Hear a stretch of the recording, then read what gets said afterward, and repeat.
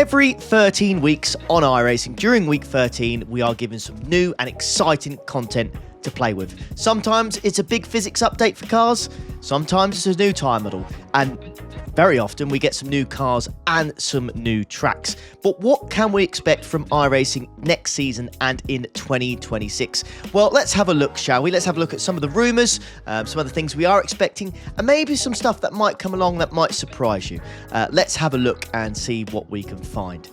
Firstly, let's start off with the new tracks then. So for next season, the Miami Grand Prix circuit is pretty much confirmed, and it's not really a surprise to us anymore because it has been in development blogs for quite some time, but I think it was a surprise when it was first mentioned. For me, personally, it wasn't high up on my list, and not many people that I actually speak to, it was high up on their list either.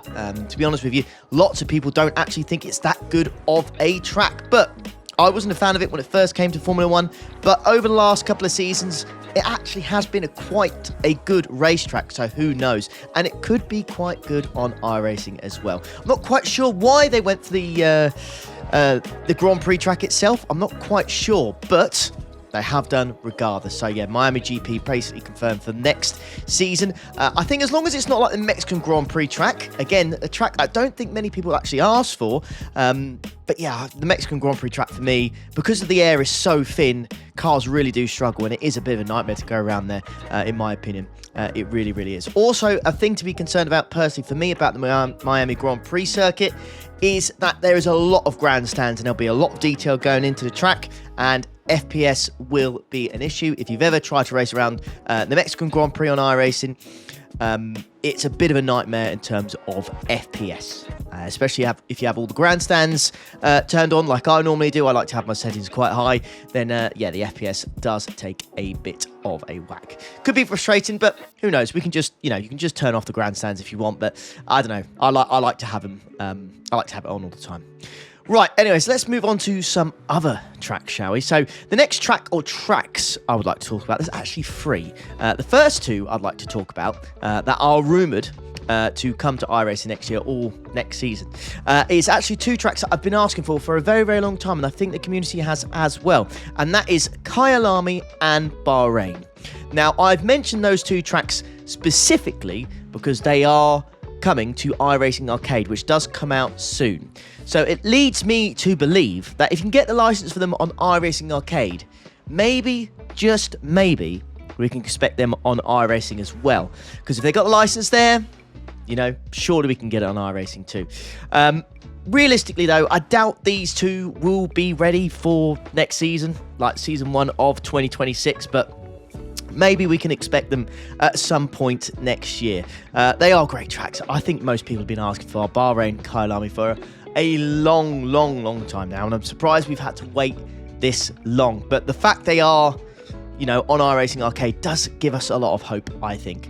Yeah, we'll have to keep an eye on that because they'll both be great to have to the service, and I think they'll be great endurance tracks as well. As Bahrain, we all know Bahrain is a great endurance track, especially for multi-class racing. And Kyalami is just really, really good on ACC. It's the only track I've actually ever enjoyed on ACC was Kyalami, and I'm kind of gutted it's not really got the love it deserves or is appearing on many other sims. But yeah, hopefully those two are just around the corner. Another track I'd actually like to talk about is probably, I want to say this, but I don't know. You'll have to let me know in the comments. I feel like it's kind of been ruined by F1 a little bit, and that is Paul Ricard. Now, I feel like we should have maybe perhaps had this a little bit earlier than now. It's been in some other sims like ACC for quite some time, and I feel like it's not the most difficult track in the world. I don't know. I've got no evidence of that. I've got no evidence to back that up, but I feel like it's not the most difficult track in the world to go get a license and scan. I don't know, maybe because it's in Europe, maybe, I don't know. It just feels like it wouldn't be to me, but there you go. But yes, this is also appearing on iRacing Arcade. So yet again, another track that is on iRacing Arcade where they've got the rights to it, they've got the license, but it's not on iRacing itself. And for me, if there's a license for that track on iRacing Arcade, I don't know if there's really excuse not to have it on the actual full-blown sim itself. And I think it's a track that will be welcomed by the community. I really do. It's a well-known track. It's got many layouts. Again, it's nice and wide for multi-class racing and for endurance racing. There's no real downside to it, if you ask me. I think it'll be more popular than people think. I really do, because I think it's just I think it's a well-round track, and I think F1 may have just, because of how poor the races have been there, I think it may have just tarnished it a little bit, you know? So, who knows? But that is a track that is on the list as well. It's a win-win if it comes, I think. It really, really is. I think it'll be popular. I think it's a decent track. You know, it'd be great to see on the sim. And yeah, there's no excuse really if it's on iRacing Arcade already. So those 3 tracks there are high up on my list. Perhaps not for next season, but perhaps for next year at some point. So those are the tracks that I want to talk about. Now let's talk about some other little bits and bobs that we could potentially expect next season or next year.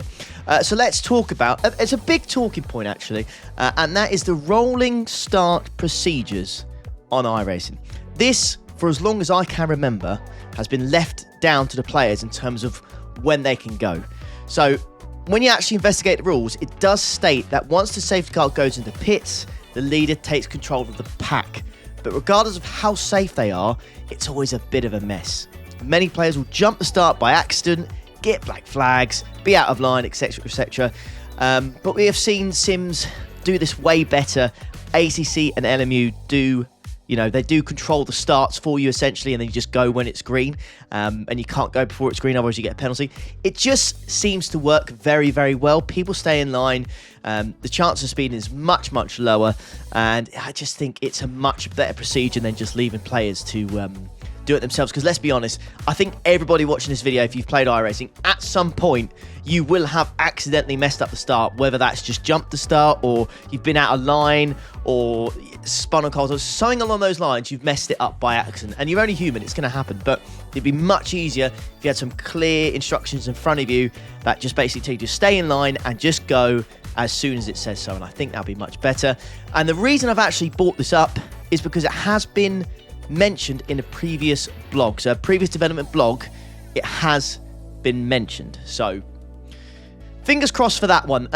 My hopes on this are actually quite high. I do think this is something that is definitely going to happen. If I mentioned it in a development blog before, then I have high hopes for this. I really, really do. Again, will we see it next season? I don't know. It's all speculation, but since it's been written down, they've mentioned it. Fingers crossed. I think this could be something that actually does come for next season. I think we'll get a development blog for season 1 very shortly. So, yeah, hopefully I am right on this one, and we'll get it next season. If not, hopefully in 2026. Now, we've had a lot of artwork, so let's talk about artwork refresh and new scans for tracks. We did get a massive overhaul recently on loads of oval tracks. You know, for example, like Daytona. We had Sonoma that was updated as well from one of the road tracks. Does it mean we'll be getting any more of those soon? No. I can't find anything specific. So I can't find anything where they spoke about, you know, specific tracks. But again, in a previous blog, dev blog, it has said there is, I think it says refreshes in flight for season 1.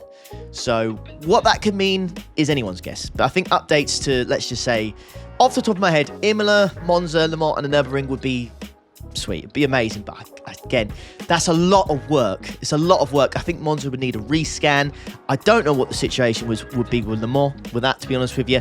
I don't know what the license situation is with that. Nürburgring would take ages. Imola could be done. I don't think it would need a rescan, but it could just have an artwork update. A little bit like Sebring had a couple of seasons ago. Optimistic about it, but I don't know. We'll see. Now, shall we move on to cars? So when I've had a look around, I've had a deep dive into what cars could be potentially coming next season or next year. There's a few things that pop up into my mind, and the first thing that pops up into my mind is actually the Aston Martin Valkyrie. It has made an appearance in several other sims, like LMU, and it does race in IMSA, which iRacing is in partnership with. So for me, it makes sense to have that car added, and I'm sure we all want to hear that V12 screaming down the straights. You know, as soon as you hear that, I think everybody will want to buy it. My only concern about this, though, if I'm being completely honest with you all, is the current car limit. Due to that, we did lose the Audi GT3 from IMSA this season. So, yeah, if they do add it, does that mean we're going to lose another car from IMSA? And what car is that going to be? Who knows? They could also increase the car count, but they've increased it quite a lot in the last year or so. So I can't see that being an option, but we'll see. We'll see. Let's just keep it in mind, though. And, yeah, we'll move on. Also, do remember as well, Aston Martin, the GT4 and the GT3 version of their race cars have been added. So it makes sense, right? It just makes sense to me. Talking about GT4s, actually, by the way, another one that I think could be added is the Toyota Supra GT4. I feel like this car has been rumoured for such a long time. It has been rumoured for a long time. I think it's actually been in Gran Turismo for many, many years. And I'm sure GT4 drivers would love to have it in the sim. Again, Toyota has a good partnership and relationship with iRacing. You know, there's NASCAR Toyotas, there's GR86s, there's Super Formulas. So, you know, there are Toyotas in the sim. So I think the Toyota Supra GT4 could be a nice addition, and I don't think there's really an issue with the car limit unless we're looking into like NEC, and then there might be an issue with the car limit there, but who knows. This is the problem, you see. As soon as you start, tracks is fine, but as soon as you start going down the route of cars, you know, specifically like, you know, when you got like NEC and IMSA where they have the max car limit, it starts to get a little bit awkward right now. So let's move on from that. And let's talk about some other stuff, shall we? Well, I actually want to talk about one thing specifically. And the last thing I'll talk about in this video. And that is safety cars in road racing. It has always been talked about on iRacing and the fact that we do not have them. Now, I have raced in hosted racing and league races where they use safety cars for sports car racing, road racing, and it is fantastic when it is deployed well. It adds so much strategy to races. It can bring you back from the brink of death when you're down and out, and let's face it, it is also a huge part of real life racing as well. It happens all the time, and it just changes the strategies and the outlook of the races so much. So the question I ask you, boys and girls, is why don't we have it already? Well, I think I can answer that. Quite simply, I believe the system is good enough because we've seen it work in oval very well, and it is an official oval races. But the reason it's not in road races, shall we say, sports car races, is because I don't personally think, and this is an honest and brutal answer, I don't think people can be trusted. People see this as an opportunity, right?